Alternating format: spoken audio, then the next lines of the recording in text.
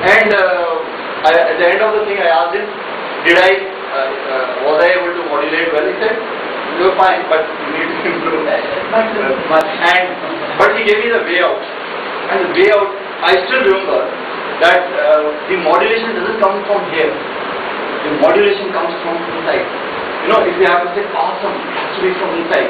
You have to feel that emotion. When that emotion is felt, automatically your voice will convey that emotion. I'm sad, I'm depressed. So, it has to come from inside. I am depressed. I mean, it can't be modulation from here. The real modulation has to come from within. So that was just an example I'm giving.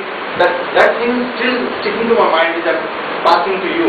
So emote from here, not from here. That was one tip he gave me, because I told him, please look for modulation. So similarly, if you tell as a speaker to the evaluator that I want you to focus on this, it's a great help to the evaluator. He will specifically note down those points.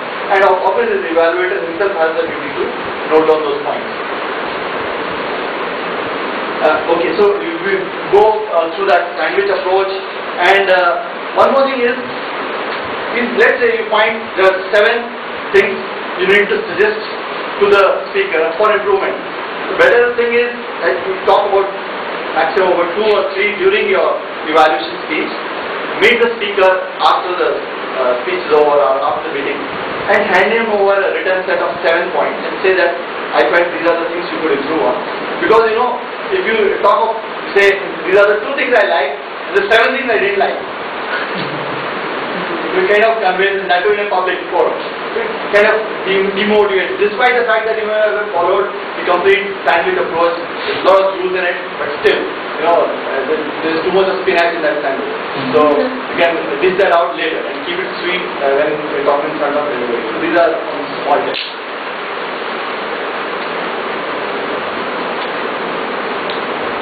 So, and when you look at the person, go as per the chart which is given in the manual, and depending if you have a speech competition, it has a special set of the things to watch for, which must be discussed with the speaker before, so that he puts all those aspects in the speech, and then look at the voice, look at the body language, look at the text, look at the meaning which is being conveyed, look at the emotions which are coming out, look at every aspect of the speech which you feel will help the speaker to for you to evaluate and for the speaker to become better. This is all, I think, which can be talked about when we say evaluation. So overall, I think a few things. This is what: speak, listen, evaluate, improve. This cycle must go on in each person, and you become a better speaker, better listener. Never reinforce strengths. Talk about the strengths, suggest improvements, and encourage. Follow this approach. And this approach, I would suggest personally to use everywhere, not just in Toastmasters, but outside this room, with your friends, with your spouses, with your children, with your parents, with your employees, with your bosses, and I can tell you, you're going to have wonderful interpersonal relationship, and you will be a wonderful Toastmaster. So I would like to ask you, if there is anything you would like to add or ask in whatever module I have covered so far. Could you touch upon, like, in a speech, when the evaluation is being done, how do you break it up, like words, imagery? What are the different criteria that you actually see when the person is giving a speech? So, okay, normally what my personal habit is, I just take a sheet of paper, put a line in between, put plus here and minus on the other side, and broadly classify the thing into opening, body, closing, and few aspects like volume, tone, body language, expression, emotion.